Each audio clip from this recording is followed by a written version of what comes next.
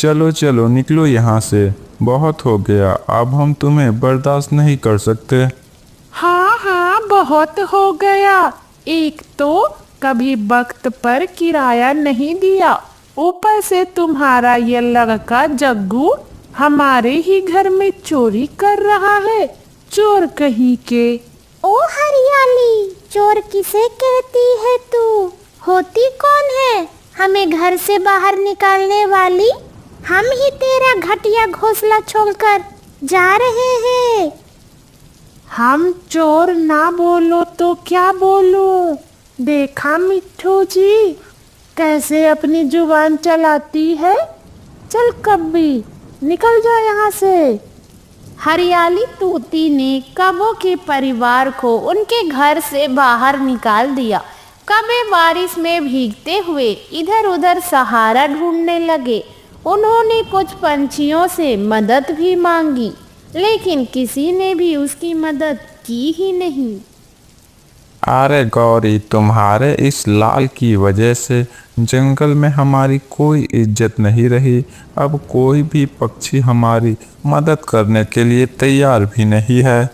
क्या मेरा लाल और तुम बड़े दूध के धुले हो? तुम भी तो चोरियां करके इतने मोटे हो गए हो। अच्छा, मेरे इस पेट पे मत जाओ, तुम्हारे इन तानों से तो मैं पतला हुआ जा रहा हूँ। अरे अब मुझसे लड़ना बंद करो और कोई उपाय निकालो। तभी गोरी कवि को एक कटहल का पेड़ दिखाई दिया, जिस पर बहुत सारे कटहल लगे हुए थे। वो देखिए लल्लू जी, कटहल। अरे भुक्कड़, ये भी कोई वक्त है कटहल खाने का? अरे असली भुक्कड़ तो आप हो, आप हमेशा खाना ही खाना। अरे मैं सोच रही थी कि हम इस कटहल का घोंसला बना ले। अच्छा, आहा, ये अच्छा उपाय है गौरी, तुमने अच्छा आइडिया निकाला। हाँ हाँ, अब तो तारीफ करना बंद करो और कुछ अपने पंख जलाओ। चलो इस कटहल को खोखला करने में मेरी मदद करो। हाँ चलो। कौवा और कवि ने कटहल को अंदर से खोखला कर दिया और तीनों उसके अंदर चले गए।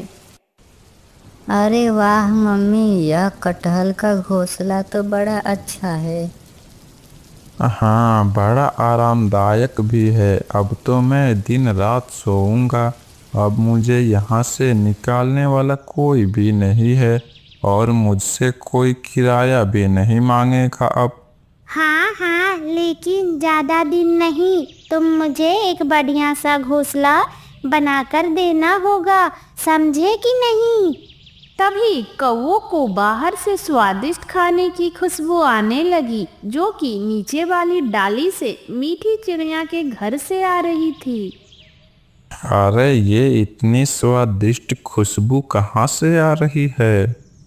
अरे पापा, लगता है खुशबू नीचे वाली डाली से आ रही है।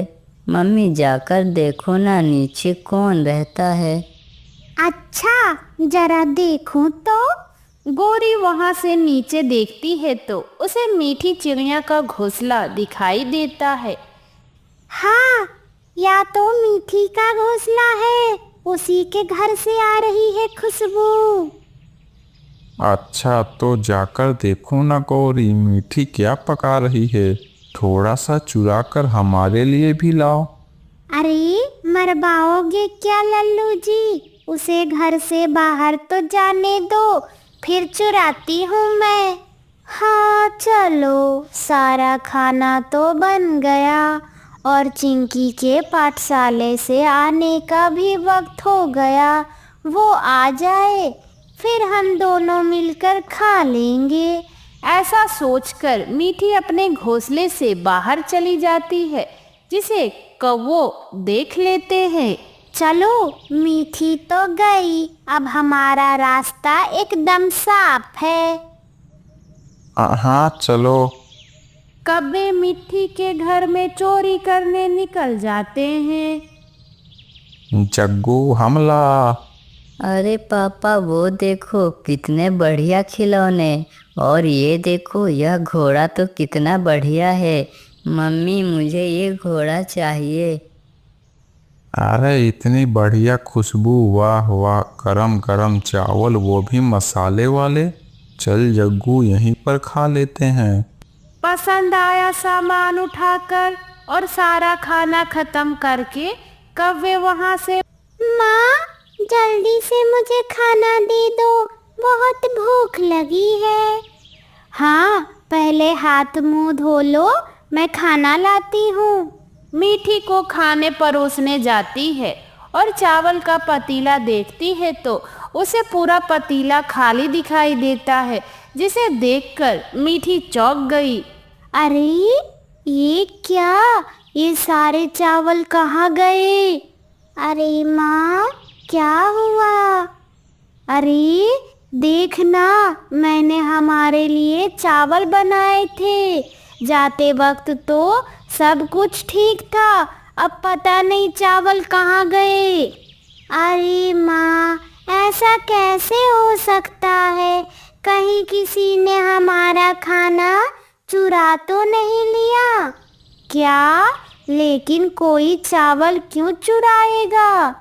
अरे माँ, या देखो, मेरे खिलौने और वो मेरा घोड़ा भी यहाँ पर नहीं है। लगता है उस चोर ने वो भी चुरा लिए। अरे नहीं, घोंसले का बहुत सारा सामान गायब है, पता नहीं किसने चोरी की है। मीठी ने चिंकी के लिए दूसरा खाना बना दिया। दोनों खाना खाकर सो गई। इधर कभी मीठी के घर का सामान देखकर बहुत खुश हो रही थी। बेचारी मीठी, उसका छोटा दिमाग तो यह सोचकर खराब हो रहा होगा उसका सामान आखिर गया कहाँ। जंगल के बाहर वाले इलाके में 5 चील अपने माता पिता के साथ रहते थे। पांचों भाइयों में प्यार तो था, लेकिन एक दूसरे के लिए मनमुटाव भी था। उनकी माँ सभी से बहुत प्यार करती थी, लेकिन उन्हें प्यार जताना आता ही नहीं था। इसलिए बेटों को लगता कि माँ उनसे ज्यादा प्यार नहीं करती। पांचों भाइयों में से एक भाई दूसरे जंगल रहता था। वो कभी कभार ही अपने घर आता। सारे भाई अभी बड़े हो गए थे, लेकिन सारी जिम्मेदारी और फैसले लेने का हक अभी भी माँ के ही पास था। माँ जल्दी से खाना दे दो, बहुत तेज भूख लगी है। हाँ, बड़ी तेज भूख लगी है और कोई शिकार लाने का भी मन नहीं है। अरे, या तो कल का बासी खाना है, मैं अपने बच्चों को कैसे खिलाऊंगी? हाँ हाँ रुको, पहले तुम्हारे पिताजी तो खा ले, बाद में वो तुम्हारे लिए भी शिकार ले आएंगे। तभी चीलू का छोटा भाई विदेशी जंगल से कुछ दिनों के लिए घर आ गया, जिसे देखकर माता पिता को बहुत खुशी हुई। अरे चीला बेटा, देख, मुझे तो अभी तेरी याद आ रही थी और तू बिना बताए अचानक मेरे सामने आ गया। हाँ माँ, मुझे 2 दिनों की छुट्टी मिली है, इसीलिए सोचा कि 2 दिन अपने घर ही हो आऊं। बड़ा अच्छा किया बेटा, चल खाना खाने बैठ जा, थक कर आया है, भूख भी लगी होगी। अरे, मेरे बेटे को ऐसे बाकी खाना खिलाओगे क्या? जाइए, जाकर किसी अच्छे से लकड़बग्घे का मांस लेकर आइए। ठीक है, मैं अभी जाता हूँ। चीलों का पिता शिकार लेने चले गए, तभी उन्हें बाहर जाते वक्त गिद्ध देख लेता है। अरे वाह, लगता है मेरा शिकार आ गया। अब शिकार मिलना पक्का है, बस ऊपर वाला मेरी साथ दे।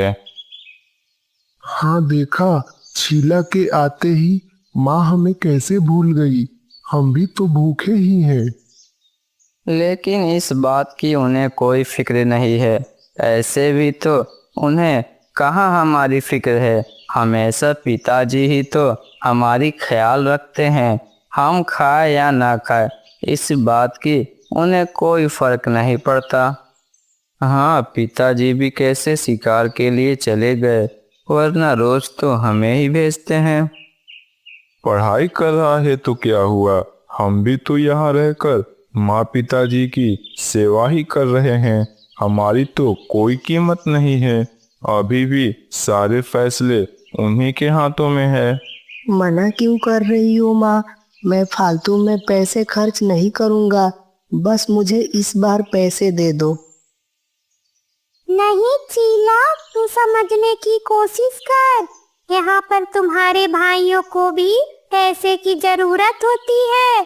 अब कल की ही बात ले लो। कल चंदू को किसी काम से पैसे चाहिए थे, लेकिन उसने मुझसे मांगे नहीं, बल्कि बचाए हुए पैसे से वह काम कर लिया, खुद से। माँ भी ना हमेशा भाइयों की गुण गाते रहती है। पैसे तो दे नहीं रही है, ऊपर से कान पका रही है। तभी उनके पिताजी की जोर से चीखने की आवाज आई। बच्चों! अरे, या तो इनकी आवाज है। सभी तुरंत आवाज की दिशा में चले गए। इधर चीलों का पिता गिद्ध ने बिछाए धातु से बने जाले में फंसाकर अपना दम तोड़ देते हैं। अरे मैंने सोचा था कि इसके बच्चे में से कोई आकर इस जाले में फंसेगा। अब इसी बुड्ढे को खाना पड़ेगा। उसी वक्त गिद्ध को चीलों के आने का भनक लग गई। अरे लगता है चील की तरफ आ रहे हैं। इसे चीखने नहीं देना चाहिए था। गिद्ध जितना हो सके उतना मांस खाकर वहां से भाग जाता है। तभी पांचों चील अपनी माँ के साथ वहां पर आ गया। उनके पति की हालत देखकर बूढ़ी माँ को बहुत बड़ा सदमा लगा। नहीं पिताजी, आप हमें छोड़कर नहीं जा सकते। नहीं पिताजी। किसने हमारे पिताजी के लिए जाना बिछाया? छीले, यह सब तेरी वजह से हुआ है।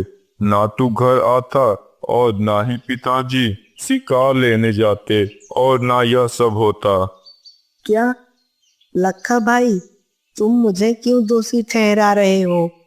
इसमें मेरी क्या गलती है? तुम लोग तो मुझसे पहले से ही जलते हो, अब मुझ पे इल्जाम भी लगाने लगे। क्या मतलब है तुम्हारा? मैं तुमसे जलता हूँ? दोनों भाई आपस में ही झगड़ा करने लगे। तभी उनकी माँ को अचानक से जोरों का चक्कर आने लगा और वो नीचे गिर गई। माँ क्या हुआ? माँ उठो माँ उठो, चलो। और मैंने उस हिरन को ऐसे पकड़ा कि वो भाग ही नहीं पाया। हा हा हा हा। तू भी ना लखा, तुम बड़े ही अच्छे शिकारी हो भाई। अपने बेटों की बातें सुनकर बूढ़ी माँ को बहुत तकलीफ हुई। उन्हें इस बात की हैरानी भी थी कि उनके बेटे इतनी जल्दी सब कुछ भूलकर अपनी जिंदगी में व्यस्त कैसे हो सकते हैं। अजी, आप मुझे छोड़कर क्यों गए? अब मैं आपके बिना कैसे जीऊंगी? नहीं, मुझे रोना नहीं चाहिए। यार नहीं तो क्या हुआ, मुझे मेरे बेटों के लिए ही जीना होगा। अब धीरे धीरे उनकी माँ सदमे से बाहर आने की कोशिश करने लगी, लेकिन उनके बेटों को उनकी कोई फिक्र ही नहीं थी। उनकी माँ शारीरिक और मानसिक दोनों तौर पर कमजोर हो गई थी, लेकिन फिर भी वो अपने बेटों के लिए जैसे तैसे खाना बनाती थी। फिर भी उनके बेटे उनमें से कोई ना कोई कमी निकालते। ऐसे ही दिन बीत रहे थे। दिन ब दिन चीलों की माँ और भी कमजोर होती जा रही थी। वो हर वक्त घोंसले में उदास पड़ी रहती। एक दिन उनकी तबीयत बहुत बिगड़ गई। उन्हें सर्दी बुखार आ गया, लेकिन फिर भी किसी भी बेटे ने उनका हाल तक नहीं पूछा। चंदू, जरा सुन तो। अरे बेटा, मुझे जरा वैद्य जी के पास ले चल। जरा खांसी और बुखार भी लग रहा है और मन भी अच्छा नहीं लग रहा है। अरे आप मुझसे ही क्यों कहती हैं? हर वक्त बस चंदू चंदू। तंग आ गया हूँ आपकी रोज की बीमारियों से। अरे ऐसा क्यों कह रहे हो बेटा? अब मुझसे सहा नहीं जा रहा, इसलिए तुझसे कहा। जब देखो तब आप परेशान और दुखी ही रहती हैं। आपकी वजह से घर में भी आने को मन नहीं करता। बेटों की बातें सुनकर माँ का पूरा हौसला ही टूट गया। वो आगे क्या बोलती, बस चुपचाप रहकर आंखों में आंसू बहाती रही। अगले दिन बूढ़ी माँ की तबीयत और बिगड़ गई, जिसे देखकर चील और भी तंग आ गया। सुनो भाइयों, आज मैं अपने विदेशी जंगल लौटने वाला हूँ। वैसे भी मेरी बहुत छुट्टियाँ हो गई हैं। क्या क्या मतलब है तुम्हारा? इतने दिनों से तो तुम माँ पिताजी के साथ भी नहीं थे, उन्हें हम ही संभाल रहे थे। अगर तुम्हें जाना है तो माँ को अपने साथ लेकर जाना होगा। हाँ, लखा भाई सही कह रहे हैं। जाना है तो माँ को अपने साथ लेकर जा छीले, वरना कोई जरूरत नहीं है विदेश वगैरह जाने की। क्या तुम लोगों का दिमाग तो ठिकाने पे है? मैं वहाँ पे अपने ही खर्चे जैसे तैसे उठाता हूँ। अगर माँ को वहाँ पे ले गया तो उनके खर्चे कहाँ से लाऊंगा? वो सब हमें नहीं पता, और कितने दिन माँ का बोझ हम उठाएंगे। वैसे भी वो यहाँ रहकर कोई काम तो नहीं कर रही, तू ले जा उन्हें। अगर इतना ही बोझ लग रहा है तो कहीं छोड़ क्यों नहीं आते माँ को? तुम्हारी भी परेशानी खत्म और मेरी भी परेशानी खत्म। यह बात सुनकर सभी चीलों के कान खड़े हो गए। अरे छीले, पते की बात की तूने। वैसे भी मुझे नहीं लगता कि वो और दिन भी जी पाएंगे। हाँ, लगता है माँ को पिताजी के पास जाकर ही शांति मिलेगी। हाँ चलो, हम इस काम को अभी अंजाम दे देते हैं।